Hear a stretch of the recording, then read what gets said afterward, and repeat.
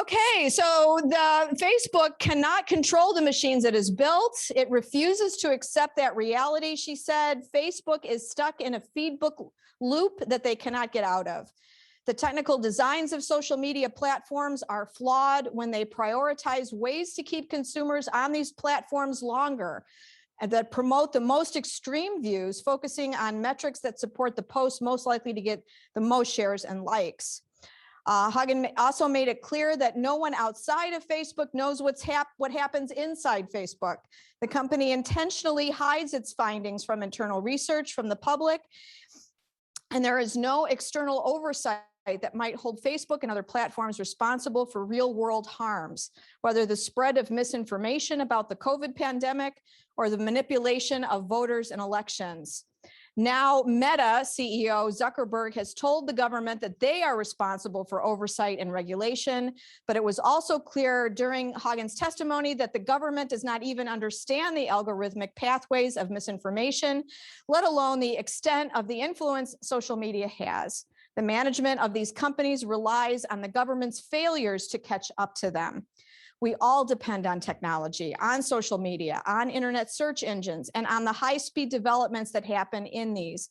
But one thing that gave me pause when Hannah Holtzman and I taught a class in artificial intelligence last semester, because they grew up in a world of social media and internet conveniences, today's generation of students are more willing to acquiesce to these developments than reflect on their impact and influence in their lives. One of Zuckerberg's favorite sayings, it turns out, is companies over countries. This reflects capitalism's principle to pursue scale as politics, the same sort of scale that made investment banks too big to fail in the 2008 financial crisis. The companies themselves have no built-in interest to ethically regulate themselves, so we as consumers are obligated to debate the ethics of the sort of colonization that technology and social media have over our attitudes, consideration of what is real or true, and even possibly over the very democracy we as American citizens aspire to. It is our job as educators to bring these issues to bear in the classroom, as well as events such as this. So with that in mind, I am greatly honored to introduce the first speaker in our series, Professor Orly Lobel of USD School of Law. She is Herzog Research Professor and Warren Distinguished Professor of Law. She holds a master's degree and law degree from Harvard University. She has clerked for the Israeli Supreme Court and taught at Tel Aviv Law School and Yale Law School before coming to USD in 2005. She has received several prestigious research grants from the Robert Wood Johnson Foundation, the American Bar Association Litigation Fund, the Cyril Kaufman Fellowship, the Southern California Innovation Project, and NetSpar University of Tilburg. Her articles have won several awards, including the Thorns Prize for Outstanding Legal Scholarship and the Irving Oberman Memorial Award. Professor Lobel has been invited to speak at universities throughout Asia, Europe, and North America. She was USD's Herzog Endowed Scholar and recipient of USD's Thorns Prize for Outstanding Legal Scholarship and an AI and Humanities grant winner from the Humanities Center, which we recently awarded her. She also has published several textbooks on employment law, as well as You Don't Own Me, How Mattel versus MGA Entertainment Exposed Barbie's Dark Side, which was published in 2017. Talent Wants to Be Free, The Upside of Leaks, Raids, and Free Riding from Yale University Press in 2013. And the forthcoming book, which you will speak on today, The Equality Machine, Harnessing Digital Technology for a Brighter, More Equal Future. So please join me in welcoming Professor Orly Lobel. Thank you, Susie. And thank you, Brian, who has invited me, I think also to talk about my previous book, You Don't Own Me. And then last semester, we did a panel about Facebook that I was one of the speakers on. And I continue to look at all of these questions that Susie was talking about in various ways on the policy side. I teach courses on corporate innovation and legal policy. I teach employment law at the law school, and this is a very new announcement. Our new dean, Robert Shapiro, has started or is starting a Center for Employment and Labor Law Policy. And I'm gonna, I think, be the founding director. So I'm really excited about collaborations and thinking about all of these issues. I think that it's really fitting that this is the first talk of the season, because this book project is actually more optimistic than some of the discussions that we might have. And I'll talk about why that is so, and why it's kind of very important for me to think about the promise and the potential, rather than only talk about the warnings and the harms and the failures and the risks. It's really a contrarian project in that regard.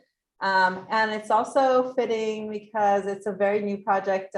I'm very grateful both for the grant that I just received from the Humanities Center for the book, but also the opportunity. And again, I hope this will be an ongoing engagement and an opportunity. The book is coming out in October, and today I'm really presenting kind of initial pieces of the project, and I'll focus on probably a chapter or two, particularly with the focus of employment law, which is one of my major interests. But the book is very wide, and as I said, it's contrarian, so I'll say more about this. So this is actually, you guys are the first to see, like, this is the chosen cover for the upcoming book.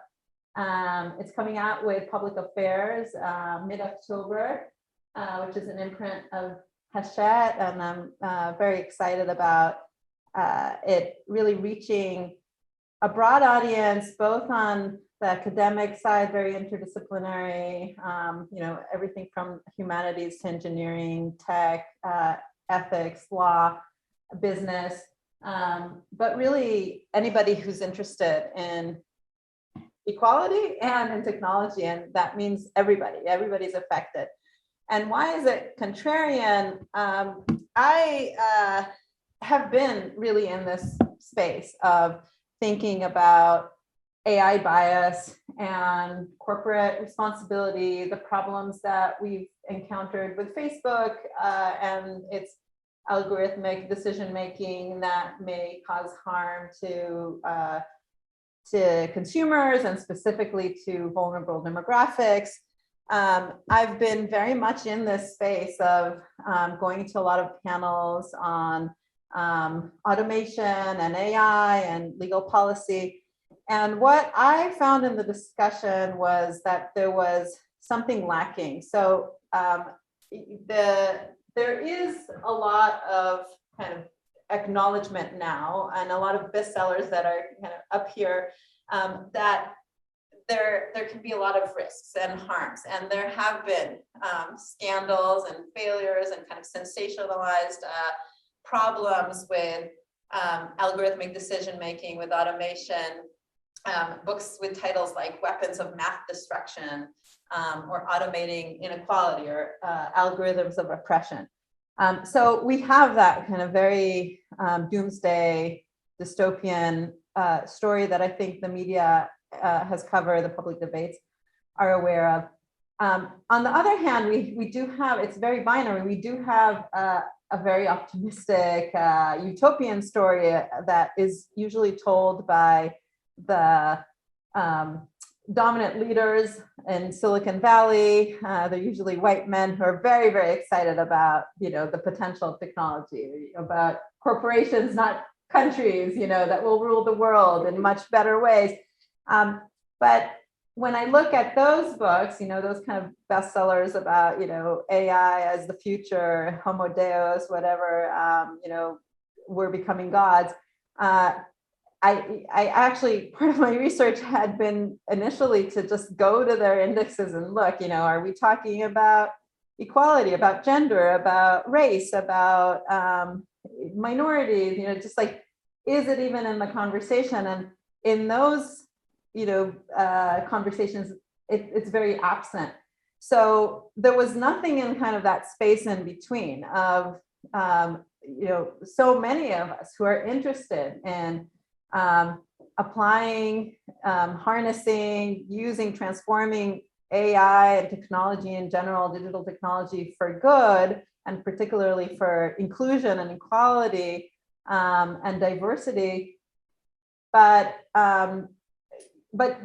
really looking for potential and looking for kind of the constructive message. And I am a constructive, optimistic person. I can, I could digress and tell you a little bit about kind of my path and kind of this and my scholarly genealogy of who I was trained with, and kind of moving from different institutions. But I've always kind of had that impulse and want of being constructive, not only critical. And I think it's really important, especially for somebody who is in policy. I've been doing more policy. I've been, some of you know, advising different administrations. I talked about my first book, Talent Wants to Be Free. I was invited to the White House to advise on this. Today, I even got an email from Tim Wu, who is on the Biden administration, asking me for some advice for policy reforms that we've been advocating for. So this is my contrarian thing of saying, first of all, we're no longer in this question of whether we should automate, whether algorithms should, replace human decision making. That train has left the station. That's not the question. It's not the right question. The question is, how can we do better? What can we do better? And where are there promises and potential? And that's the book. And so I start out with like these golden principles. And again, I'm really excited about this. Like, you guys are the first to actually hear. It's been such a kind of isolating experience to write a book during a pandemic. And, I've been used to doing much more of the interactive thing. So I've done things remotely, but not as much, in person conferences and exchanges. But I start out with principles, and then the book really is, as I said, very broad in going to different sectors. So I'll talk about employment today, but maybe in the fall, I can talk about our domestic lives, our romantic and sexual lives, and intimate relations. Those are a couple of chapters. I have chapters about equality and digital technology in the context of politics and media, and safety, and chapters about health, and like the replacement of radiologists when we were doing mammograms with robot, AI that is doing that kind of work. So it really goes through kind of that path of looking at all the different ways that AI is shaping our lives, data and digital technology is transforming our lives, and looking for, not denying, never denying the risks and the problems, but looking for the potential and the promise. So the first principle that really guides me when I've been researching these promises has been that we should not try to look for perfection. So if there is a fail, it doesn't mean that that's, we're throwing something away. What we're looking for is progress, and we're looking for comparative advantage. Actually, comparative advantage is going to be probably the rule of thumb that I'm going to most focus on during this talk. And particularly because we're talking about technology, we should look at mistakes and flaws as opportunities to improve. And that's really the big beauty of machine learning, is that it has that potential of improving. And again, I'm going to compare that when I talk about comparative advantage. I think about human decision making and how much can we improve with our biases, et cetera. I think a lot about how to scale success and how to experiment, how to incentivize experimentation, and then bring the best practices through policy to really have an impact, a broader impact. And that really relates to a lot of my work on regulatory governance and things that I've been working on for a long time with private public initiatives. And I think about how we can really create settings in which the project of equality is embedded within the technologies themselves that we're creating. I highlight how much we can only correct what we know, and we count what really matters to us, which means that again, data is the way to go. You know, like detecting discrimination becomes much more possible and probable when we have access to data, and I become very excited about that along the way, again, looking at the different sectors. I also emphasize throughout the book and initially in kind of one of my golden principles that technology is a public good, which means that all the data that is extracted through social media, through users, through online interactions, really we should think about that as a commons, and we should have those settings that require, and I think the Europeans are trying to do that much more than here, but I've been involved in more initiatives here also to make that a reality, that the values that's extracted, the knowledge that's being built, both on kind of advancing the automation side, the technology itself, and the data about our behavior, our cognition, our psychology, our, everything that makes us who we are, should be thought of as a public resource, and that matters. And all of this really relates to how policy should have a role in both shaping how we're building the technology, really all the stages, how technology is being built, how it's being used, who benefits. Okay, so among all of those, I said that the one that I'm going to emphasize most in terms of golden principles is the kind of progress, not perfection, and in particular, thinking about a comparative advantage.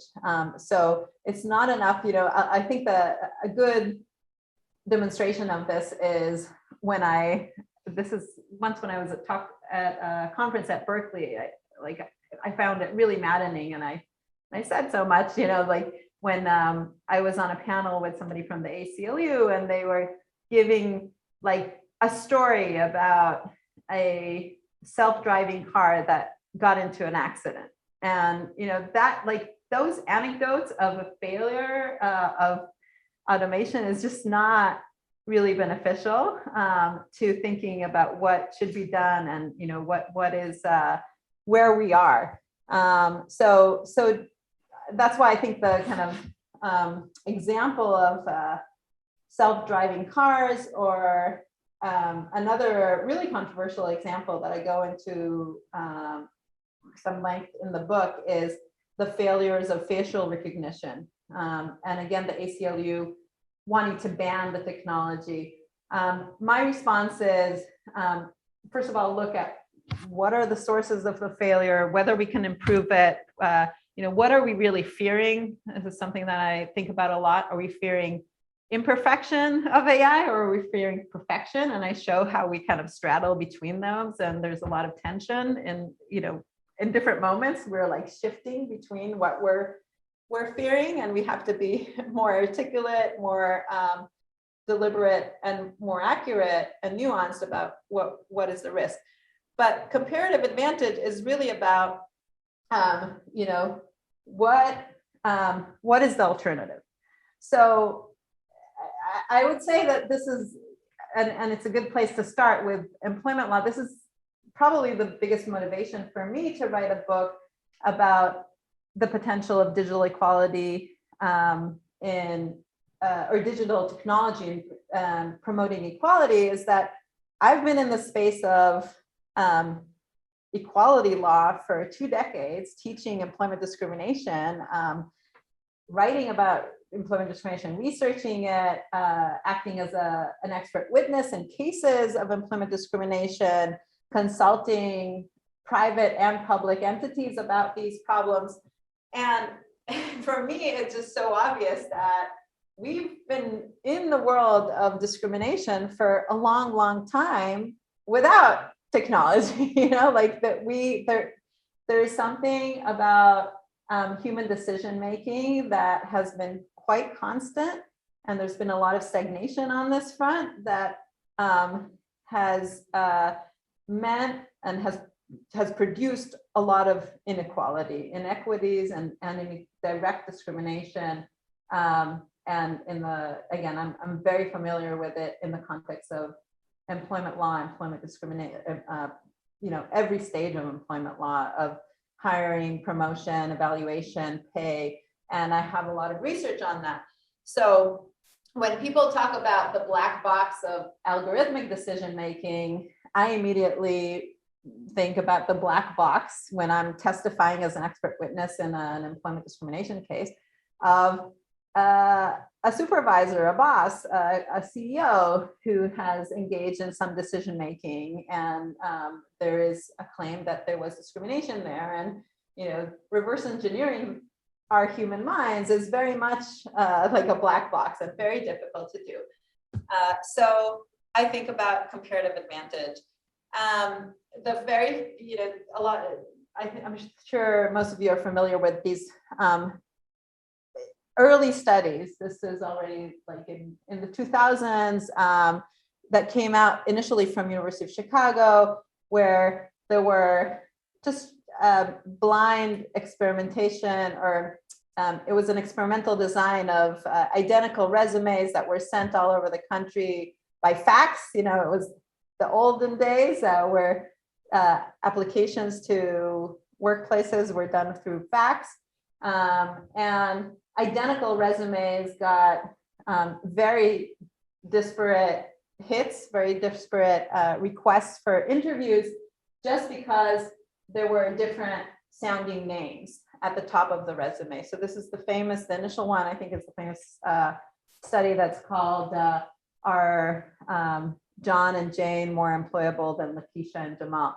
And those studies were replicated all over the world with different places, demographics, different identities, about gender, about disability, sexuality.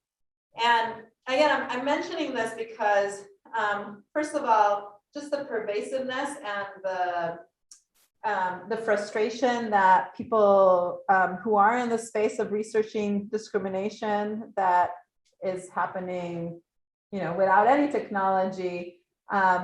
It's frustrating because there hasn't been a lot of changes. So, the initial studies came out in 2000. People are replicating it in 2022, and still, all over the world, there's discrimination. And another reason I'm mentioning this particular study is that the same researcher, or at least one of the researchers who conducted the first resume study, has also been studying algorithmic bias. He's a professor at University of Chicago, and he actually was talking about how much easier it is to conduct these studies about algorithmic bias. These studies were very hard and long, took a long time to conduct, with sending out faxes and getting responses. And then you have a result, but there's not a lot to do. How are you going to correct it? Are you going to go after every workplace? And, what is the solution? Whereas when researchers are detecting algorithmic bias, you can, throw out the algorithm, correct it. You have these data outputs that really produce, kind of immediate showings of, are we producing equal results or not. And it's just, there's much more accessibility on that. And he wrote about that in an op-ed saying, like, if I had to pick one of these black boxes, I will always prefer the black box of an AI, because it's really much less of a black box. It's much more of a gray and sometimes white box.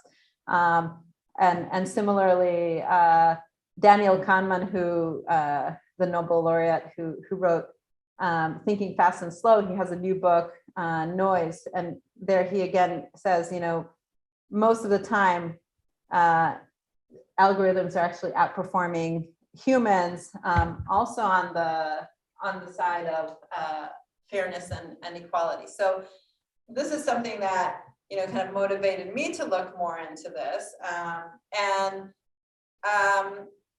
I'll start by saying, if you're not in this space, again, I never want to not acknowledge that with using technology, we can have a lot of problematic results. So here I have a bunch of ways in which artificial intelligence and algorithmic decision-making can produce inequities and bias. And there are many ways. And again, I want to be nuanced and specific about, I think we always have to be specific about what are the reasons.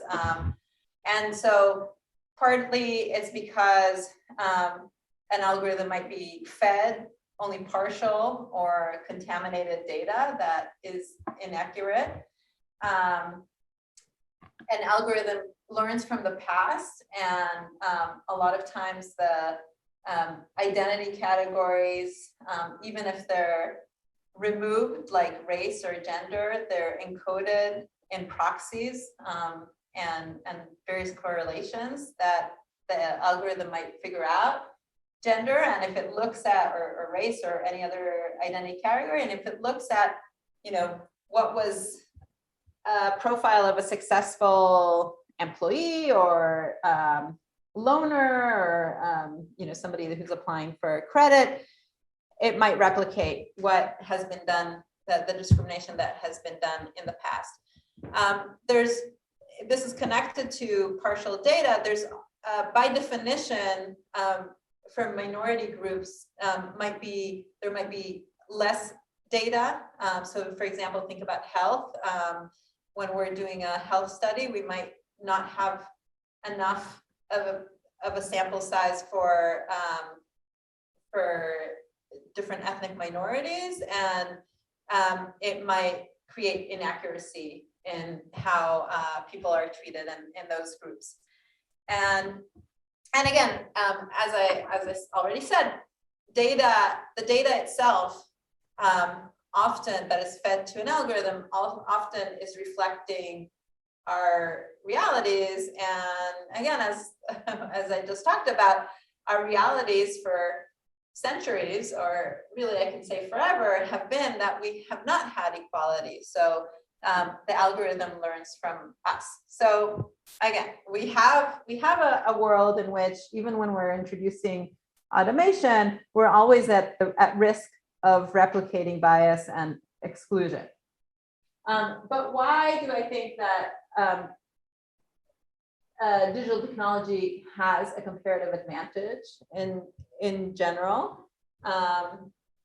First, I said this: machines learn and improve. Detection is more straightforward. I've talked about that too. But this might be like an immediate question that people might ask me. What does it mean that detection is more straightforward? Algorithms are so hard to understand.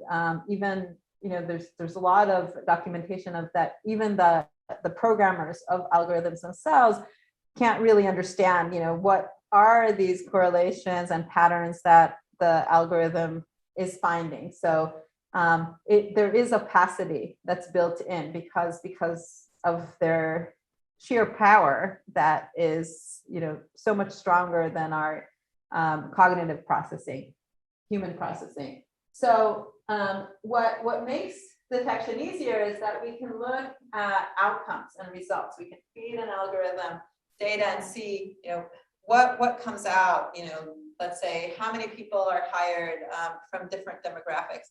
That actually means that we might start thinking about policy, and that I have some discussion about this in the book, differently than the way that policy has been designed. So the way that we've designed our systems, if you think, for example, about employment discrimination, but I can make these analogies in other contexts, we say, do not discriminate, right? Do not treat disparately somebody. And we look at intent and motivation of that CEO that I was describing, like, did he mean to do something? Was he treated? And we are in this tricky zone, and becoming even trickier, of not wanting to look at outcomes and make sure that they are equal and fair. And what am I alluding to? What our constitutional law refers to as affirmative action, or non-colorblind decision making, that that is in that kind of fuzzy, sometimes deemed unconstitutional zone. And we might be in that transitional mode, or a moment where we have to rethink all of these ways that we do policy, where we have now a potential of actually looking at, what are the outcomes that we're trying to seek, an outcome that is more representative, because the data is enabling that. So it's an interesting moment in all sorts of ways, right? With what's coming up with the Supreme Court and their docket, but actually the way that the markets are looking at technology is advancing. And I think there's a misfit, is what I'm saying. Okay, and on that, actually, I also think that there's a real comparative advantage of focusing on improving technology and using technology in ways that are focused on equality, rather than relying on litigation. So if I haven't made it clear up to now, litigation is really difficult, frustrating, long, costly, after the fact, ex post, one shot, not really transformative, very adversarial, and brings out a lot of issues, and just generally painful. And it's even more true these days, when people being those black boxes that they are, know that they're not supposed to say, why they're making, or to discuss the prohibitive reasons why their workplace doesn't look like it should. So discrimination becomes much more subtle. Algorithms, when we're detecting problems with the algorithm and changing it, I find, and this is part of the research that I described, I did a lot of kind of legwork and interviewing a lot of workplaces that have been introducing software and using third-party providers that are helping them automate a lot of their processes. The algorithms have don't have that tainted attachment of like a blame. If something goes wrong with the algorithm, it's just machine learning. It's just digitized, and we can change it. It's not like there's going to be a defensive executive that's going to say, no, I'm not a racist or a sexist employer, and it brings out a lot of emotions. And the impact is just much more robust. It's much more systemic and long lasting when we get it right with the technology. Okay, so what time is it? It's 4:45. Okay, so I'll probably end really quickly here to just say, again, I have a lot of these examples of how, because it's very important for me to show the positive examples of how in every single stage of the workplace interactions, there are real benefits and already impactful changes that are being introduced in expanding the pool. So this I think is very intuitive. Word of mouth hiring has always been very exclusive. So, kind of the opposite of inclusive and broad, and very patterned, very skewed to, replicate old boys networks and very close-knit communities. And suddenly when we have this potential of online hiring, think about, all these platforms, LinkedIn 3.0 that we're thinking about now, we're looking at a much broader pool, much more global and diverse pool that has access to information about openings. And then the question becomes, so how are we going to get, those more diverse people into the pipeline, which is often the problem. And I'll give you an example here. I think it's a really neat example and positive use of automation. Companies are looking at what is generating more diverse applications, more inclusive application ads. This is what is called ad optimization spaces. So they can find that, and they are finding that minute differences of using different kinds of wording, different jargon, like if a company uses sports or military jargon or different expressions, those expressions might be off-putting to women, for example, in applying, or to different communities. And so they really can leverage the power of data mining and algorithmic processing to get it really right in getting the most diverse pool of applicants actually, applying, not just knowing about the job. And then the screening process, again, there's been, and I showed that slide right up front, there's been a lot of these scandals of, resume screening will just replicate past wrongs. And, there's been reporting about automation of resume screening that just chooses, men for certain jobs because it learned.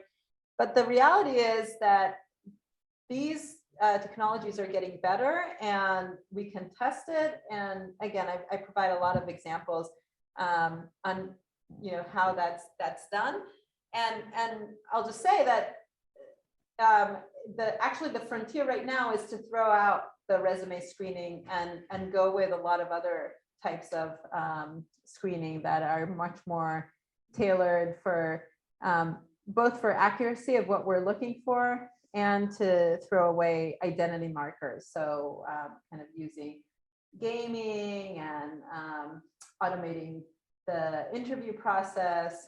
So I analogize this to the historical screen that was put for orchestra candidates, where women used to not be chosen for orchestra positions, and once a screen was introduced and the sound of heels was also eliminated, it was kind of in steps, women actually got those desirable spots.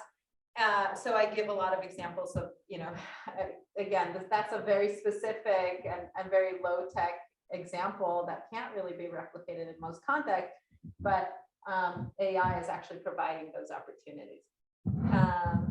And I'll just mention one more thing, because this is an article that's already out there that I wrote a couple of years ago in the Columbia Law Review, that technology and specifically online platforms like Know Your Worth are really providing a game changer in terms of the pay gap, which again, very frustratingly stagnated on the 80 cents to the dollar, and even worse when it comes to minorities and women minorities in particular. We're finding that that both companies are using software to find, formerly unhid or find formerly hidden figures of the way that there's disparate pay, but also it's allowing a lot of agency for employees themselves to know their worth and for government to detect disparities. So I'll end here. Thank you.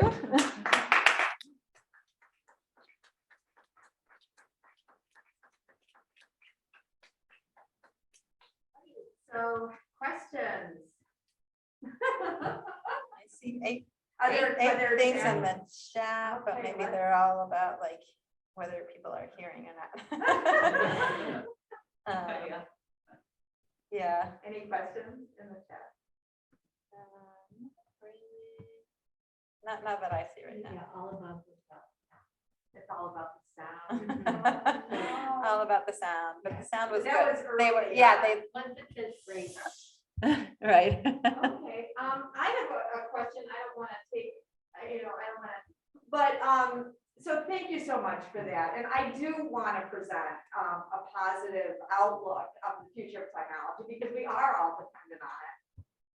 The thing that worries me always is this idea that we haven't worked out as a society the power differentials that create the sorts of biases that, like, Sophia Noble is writing about in algorithms Right. repression.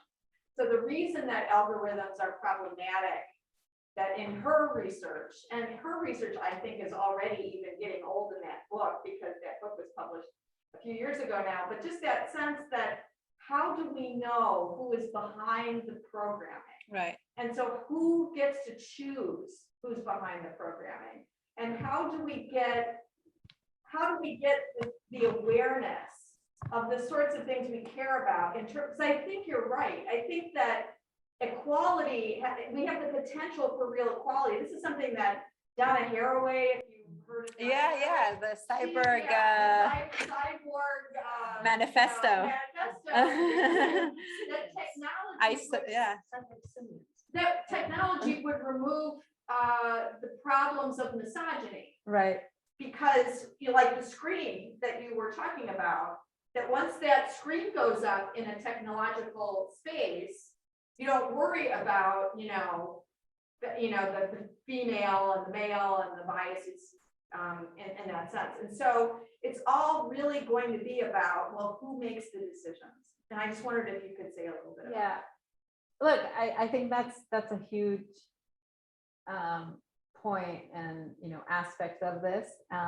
But just that really is a motivation for being, I talk about having skin in the game, because they're like the way that I found the debates and the literature and really kind of the participation has been, there's kind of the outsiders who are critiquing, and then the insiders who are just like really happy because they're not very concerned. So I become very worried that if we only talk about the problems and the ways that things can go bad, that's not even going to be inspiring for people for women to enter the engineering jobs and be in the ethics departments of Google and Facebook. And now I actually engage a lot, and I have a whole chapter about this of whether joining those centers means that you are at risk of being co-opted, and it's all going to be kind of cosmetic compliance. And I'm just not with the people that would say that, and I think there are some people that I debate that are like, yeah, we only have to be on the outside because there's kind of no hope within. And I just don't agree. It's not what I find. It's not what I see and the conversations that I have with people that I don't think most people join these companies in order to, you know, like make girls anorexic, and then they care about this, right? Like, so I mean, I think this is not a complete response to your question. Of course, you know, a more complete response is that there is a very big role for policy here. It's that we have to demand, this is what I alluded to, that the Europeans are doing more. We have to demand more transparency.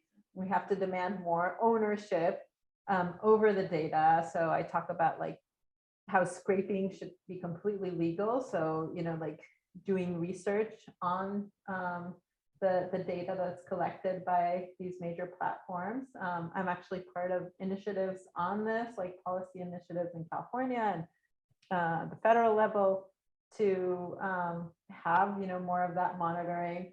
I mentioned, you know, the pay gap toward the end, and in my Columbia Law Review article, I talk all about like, you know, the role of the EOC and other agencies in collecting the data and sharing the data, and, you know, and mining the data, you know, in an active role. So it just means in some, but it means that, you know, there's a continued active role. But the reason I hesitated right now is that it's not that different than what's always been the reality, is that, you know, there's private markets will have interests that are not fully aligned with the public interest, and there's going to be tensions, and the way that we mitigate those tensions is by you know, both making sure that we're inspiring most, you know, more people to be within the kind of have skin in the game in the private sector, but also have that continuous active role of governance by the public sector, and having more competition. That's another, like, antitrust. I mentioned Tim Wu, like there's an overarching thing about market dominance that again, it's something that I've been very concerned about, you know, that kind of the category kings in all of these issues, that, like, you know, the Facebooks and the Googles and the Amazons that have no competitors, and, you know, too big to fail or to be ethical. So that's, you know, it's again something to tackle, but I think, you know, the solution is holistic in that sense. It's not just that. I know, yeah.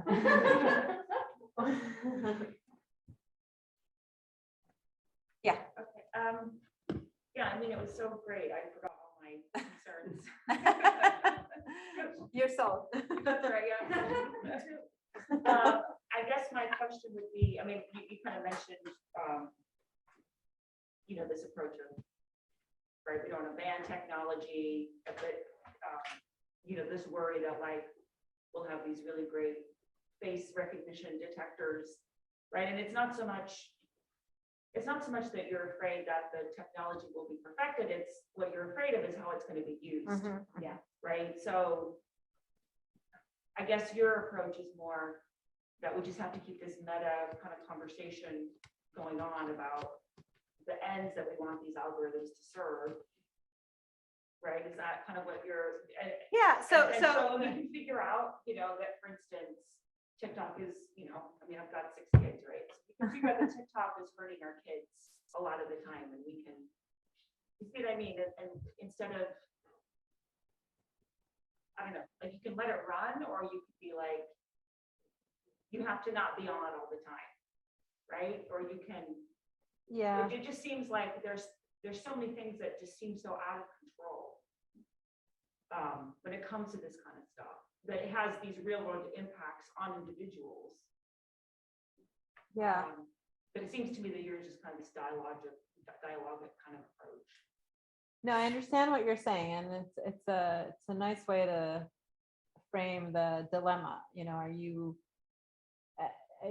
I was talking about how we're not. It's just the nature of technology, and this is again not new. This has been like concerns about industrialization and different moments in history. Technology is not something that's stopped, you know, almost ever, but the uses can be harmful. and also just the emphasis of, you know, like where are we putting our resources to improve what, you know, whatever technology is, you know, like, you know, how do we perfect it?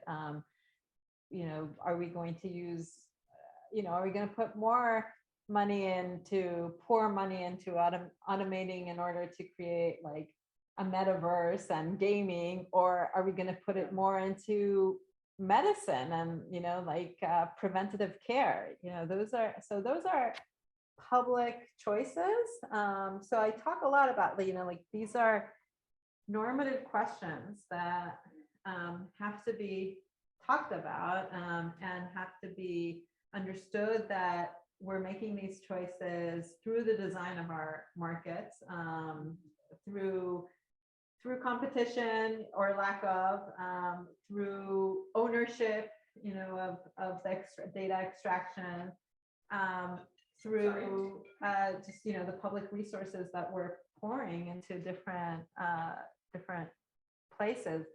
So, you know, I'm very open to saying, you know, a particular use of technology is just normatively, at least at this moment in time or in this context, normatively wrong. So if you take facial recognition, we might decide, but we have to be deliberate about it, understand the trade-offs. We might think that for law enforcement, and that has been a choice that has been made, that the technology is either not good enough at this point, that makes too many mistakes and specific kinds of mistakes that we're not going to allow, you know, policing to use it, or that even if it's very good, because the way that our police is structured, it's going to be used in problematic ways that, you know, are going to have a disparate impact on certain communities. So we have to recognize this, but my problem with a lot of the debates is that they don't have those kind of more kind of structured questions of why are we afraid of the technology, you know. There's so, and we don't have the comparative, you know, question usually in, you know, immediately locked into which should be, you know, immediately raised. So for example, there's been a lot of reporting on how Compass, the algorithmic processes of deciding about bail in releasing, you know, people who were sentenced or sentencing and releasing on bail, and early release, different processes in the criminal justice system. There were these findings that they had possibly racial bias in the way that they were making decisions. And the reality is, so I take some time in the book to actually look at what are the findings. And the reality is that they are, the most recent studies are showing that they're still more accurate than judges who have a lot of bias, as we know, and prosecutors and law enforcement, and that we can actually improve them and create better, you know, processes, or better algorithms. And there's different, you know, like research now on using like a dual algorithm that, you know, one is kind of going through all the data and then the second is checking for bias and fairness. And so, you know, I don't know if this is responsive. It's, you know, I worry about the same things, like, you know, what are the effects? But I think that we can't really do anything else than just, you know, study the context and study the potential, you know, what's happening. You know, these are empirical questions. And one more thing that I didn't mention that is actually also overarching and really important in my kind of normative analysis in my book is that there's going to be some democratic goals and values that are like they've always been, that are going to be conflicting. Like we can't have everything all the time. So, when you think about like wanting both privacy and safety, when you want, both free speech and, inclusive environments, there's going to be tension, just like in the offline, low-tech world. There's going to be these normative choices that we're going to make as democratic societies, and not every democratic society is going to reach the same conclusion. So I talk about this, like my Israeliness comes out saying, I, during the pandemic, had a different preference than I am American at this point also, but I'm a dual citizen. So like I have a different default of wanting less privacy and more public health and safety than a lot of Americans that are like, don't track us and don't, invade our digital phones and, and all that. And I think within, a reasonable range, all of these trade-offs are, that you can reach legitimate decisions, but you have to be open about the fact that you are making these trade-offs that, that are, but, and this is the final thing that I'll say, what I say and argue is that those tensions and trade-offs and kind of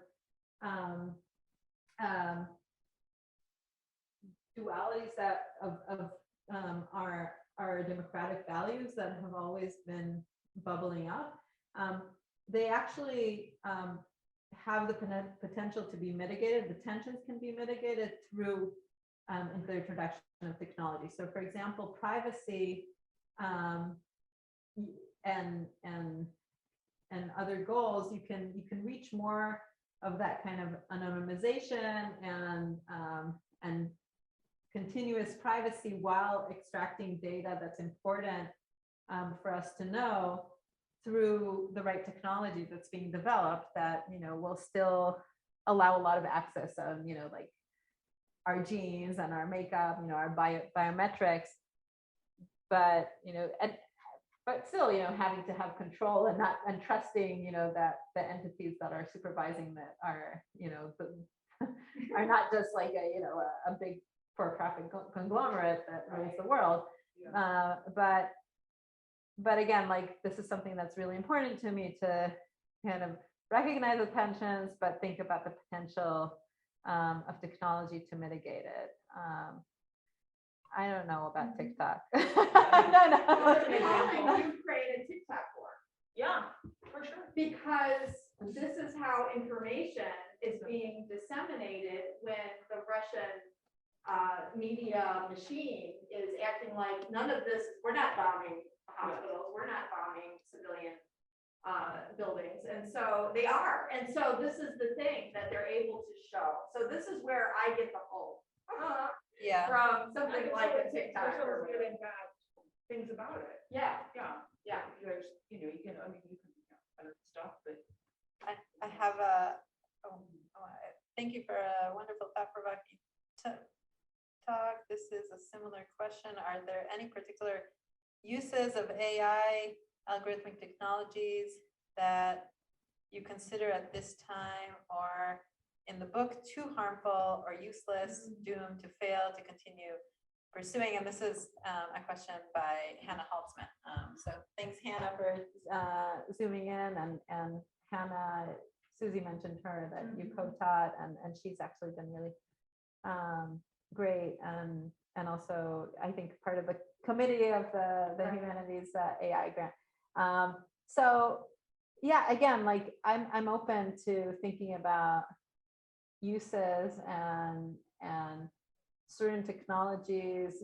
I'm pragmatic, and this is why I'm hesitating and thinking that most technologies we can't completely stop, their development, and most of the time we also don't want that to happen. I'm very like here's the example again, circling back and kind of complete circle and what I started. Like, I think a really illuminating example. so many people are like afraid of self-driving cars because there's reporting of accidents. I'm absolutely convinced that we're just debating the timeline right now, but one day they're, they are going to be safer than humans. So the question is how much risk tolerance we'll have in the transition. I think we're all the time in this transitional world where it's the time when we don't know enough about the technology, when we haven't perfected it yet, that we have to decide, at what point we're going to be comfortable with it. But I think it would be absolutely wrong to only introduce it when it's perfect. We have to start introducing it when it's safer. That's the only question that we have to ask. But actually, just to offer one more thought about kind of that question of inclusiveness and who's deciding. The other thing that I think is really important, and I talk about this a lot in the book, is that inclusive and kind of participatory decision-making and building the technology and applying the technology and using the technology and monitoring the technology, that inclusiveness for me is not just about, the kind of identity markers that we usually talk about. It's also very much about the kinds of fields that are involved. So it has to involve the humanities, and has to involve, people that are immersed in ethics, and are sociologists and anthropologists, and it just can't all be engineers. Right. Yeah, so that's really, part of the story. Absolutely. Yeah. Thank you. Other questions? Just one little thing. It was fascinating. I really enjoyed it. I didn't know much about this, but I'm interested in this idea that's throughout your talk and focusing that the comparative improvements possible to both humans and AI. And it seems that you're saying is that the ability to mold and improve AI is more promising than our ability to mold and improve human beings. So You picked up on that. this what sense is a utopian project, but it's more like, okay, we can give up on this form species or this endemically faulty species, and then here's the possibility of something better. How far are you not committed to that idea, but sort of flirting with that idea? Yeah, I haven't thought about it in those terms. So, I mean, I'm glad that you're pushing me in this. So, I think there's some easy examples. For example, let's take. It's easy to start with the easy examples, right? Like let's take a human radiologist. There's just a limit to what we can see when we're looking at an X-ray. We being doctors, trained, in the profession. And with the technology, it's at this point it's kind of unlimited. It's infinite, and I've done a lot of research on it. I mean, this is part of what I've been excited about. So I tell the story of MIT researchers that I interview, who are just like really presenting these game changers that it's still, and there's still like an active debate about like how good they are, the current technologies, but it's clear that they're outperforming a lot of radiologists, and certainly, and maybe this is responsive to some of what you're thinking about, certainly the two together, humans with the aid of automation, that's right now it's the best. So I think there's kind of that spectrum of like replacing human decision making, supplementing human decision making, looking at comparative advantage in like maybe humans are better in maybe, and I don't want to commit to this, like in emotional work versus like different kinds of like mass data mining on like finding patterns in kind of like the more cognitive, mathematical work, clearly computers are better. But so what I am committed to is exploring, where we are in each context on that spectrum. And rather kind of than fearing it, like celebrating the good stuff, and thinking about like what makes us human.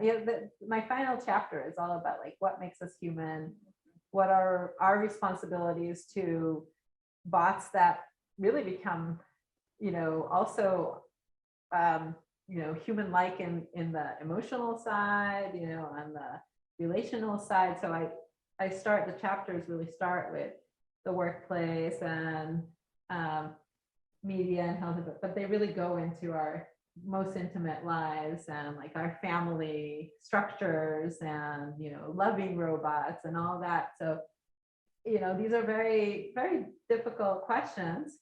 But I approach them with, cautious optimism that we can, still very much find, our humanity in those new interactions, like we've always done. Good way to end. Good way to end. So thank you so much. Thank you.